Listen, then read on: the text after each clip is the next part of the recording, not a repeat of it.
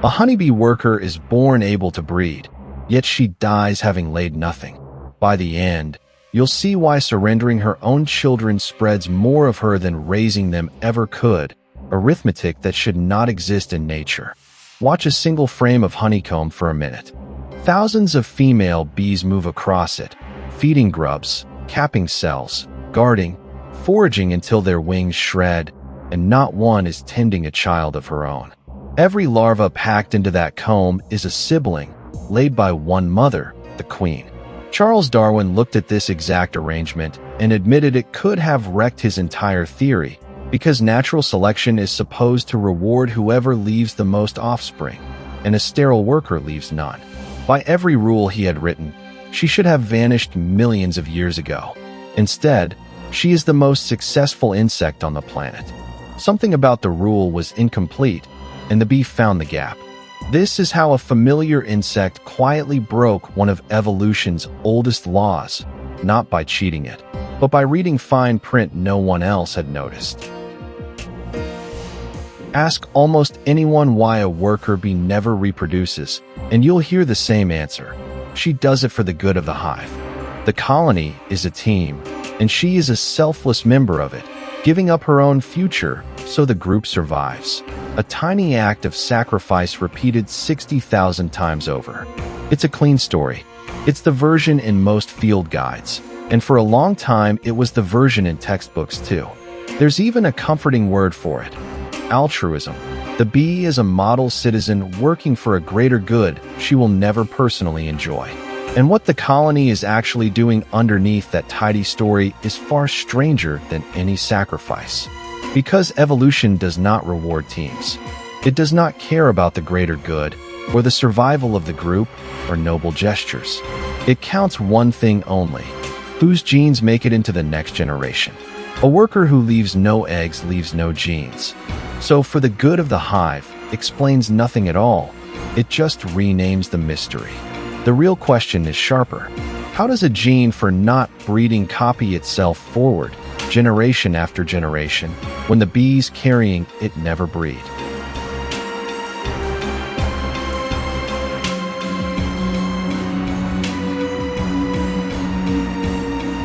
Start with a fact the tidy story leaves out.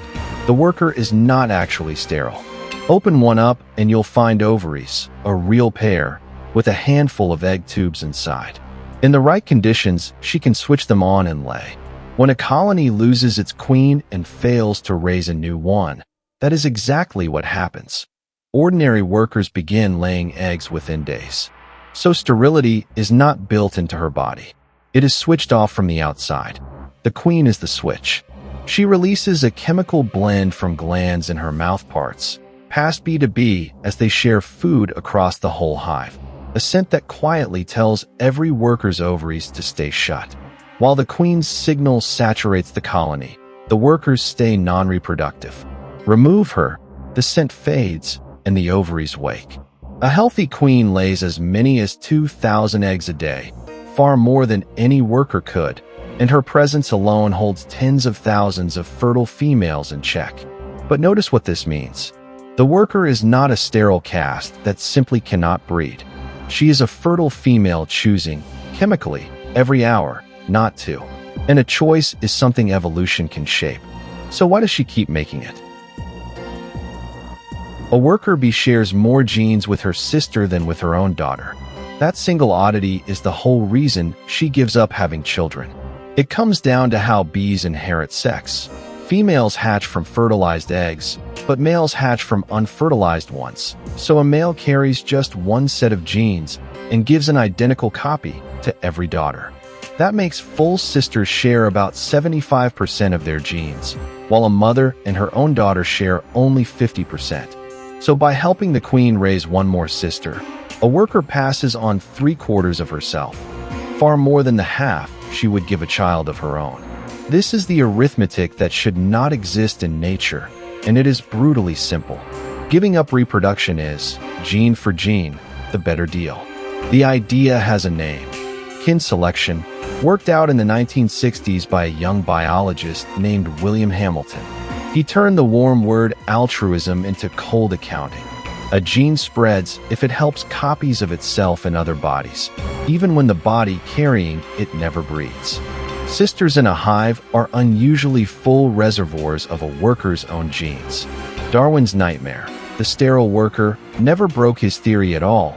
It just hid the real ledger one layer down. But there is a crack in this tidy solution, and it sits inside the queen herself. Here is the part the clean genetics leaves out. That 75% only holds if every worker shares one father. But a queen does not mate once.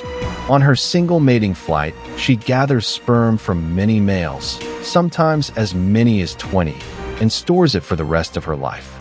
So most workers in a hive are only half-sisters, sharing closer to 25% of their genes, not 75. The tidy advantage of raising sisters shrinks, and in a heavily mated colony, it can almost vanish. By the simple math, workers should start cheating, slipping in their own sons whenever the queen isn't looking. And some try, but the colony has a police force, and it is made of the workers themselves. When a worker sneaks in an egg of her own, her nestmates find it and eat it. They can tell a queen-laid egg from a worker-laid one by its scent, and they destroy the imposters, a behavior biologist named worker policing. The bees enforce on each other the very rule that genetics alone no longer guarantees. A worker gains nothing by letting her half-sisters breed, so she makes sure none of them do. The sacrifice isn't trust, it's surveillance. And once you watch the colony enforce its own laws, the single bee stops looking like an individual at all.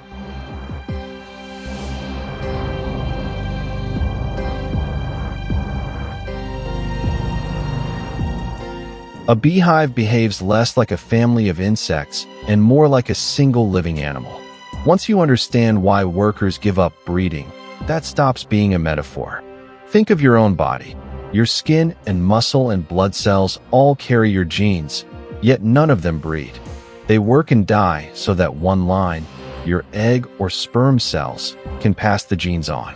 A worker bee is doing exactly that, one level up. The queen and the drones are the colony's reproductive cells, and the tens of thousands of workers are its body, its hands, its gut, its immune system. Evolution stopped acting on the single bee and began acting on the whole hive as one unit. So a sterile worker is no stranger than a sterile skin cell. Biologists call such a colony a superorganism, and it is not just a turn of phrase.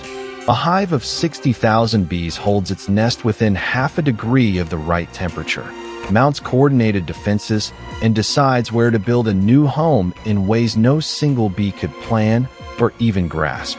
The insect you were watching crawl across the comb was never really the animal. The hive is. And the same trick, a body of cells that agreed to stop breeding on their own, is exactly how you came to exist. The bee did not break evolution's rule. She revealed that the rule was never about the single individual at all, and that the most selfless creature in the hive was, all along, the most successful copy of herself.